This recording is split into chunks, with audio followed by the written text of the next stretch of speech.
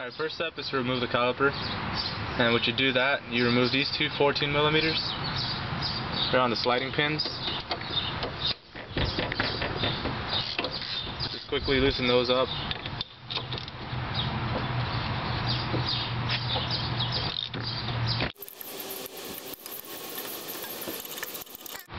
And with these removed, the caliper should slide off pretty freely, like so. And what you want to do is inspect it for leaks. If you see any wet residue around here, around the piston, it means your piston seal is going out.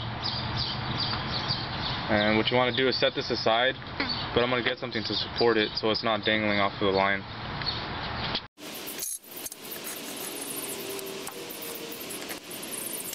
Alright, with the caliper supported on the jackstand, I'm going to be removing this clip to free up some tension on the brake line.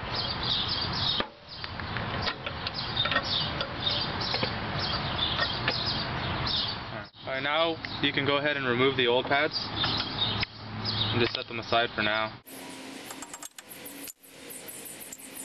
And you can take these out as well. Alright, since we're going to be compressing the piston and the caliper, it's going to want to back up the fluid into the master cylinder. So what you want to do is remove the cap for now. That way it can relieve any pressure that comes up out of it.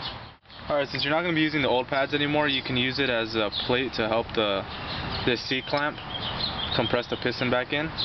So what you want to do is just slide it on over and slowly compress the piston back in. As you can see, the piston slowly sliding back into its bore. This will allow new room for the new brake pads. Alright, I'm just going to quickly lube up these clips. And the reason why we're going with these brake pads, she actually wants to upgrade to Z32 calipers, front and rear. But I mean, she doesn't need them right now. And it was a pretty good deal that we found on these.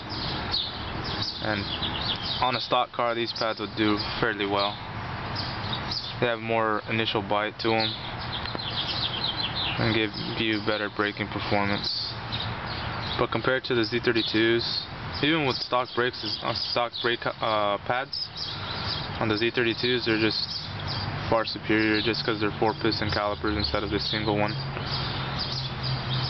Alrighty, and after you're done lubing these up, you can go ahead and place them inside the bracket. Just pop them in there for now. And same thing for the other clip. You want to basically lube up anything that shows signs of rubbing with the brake pad. Those are the places where the shim's going to be vibrating and creating some noise.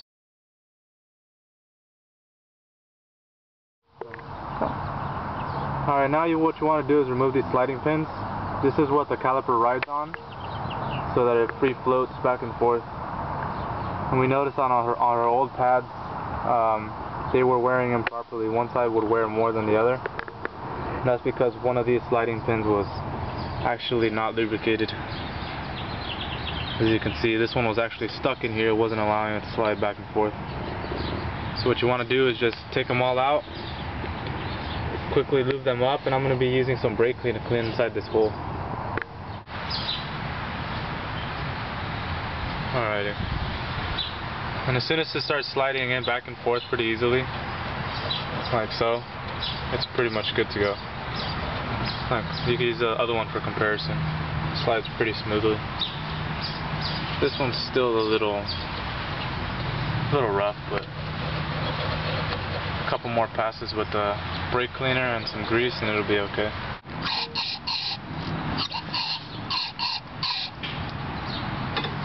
Let's see how that fell out. Now we can go ahead and install the pads.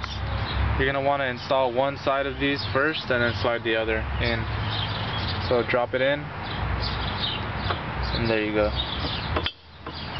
That's it for one side. And then you can go ahead and drop this side in. Slide in the other.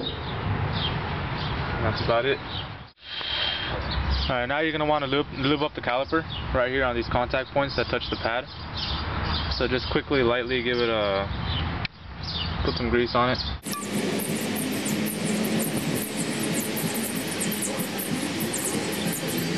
Alright, now you can go ahead and slide this over the pads. You're going to want to push these pins in. And then reinstall the bolts that you removed earlier.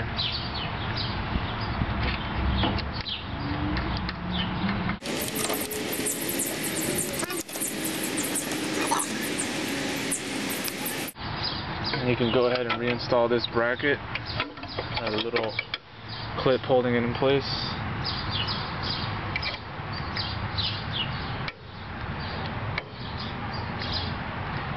Alright. All that's left is to tighten up these screws. And you're set. That's all there is to it.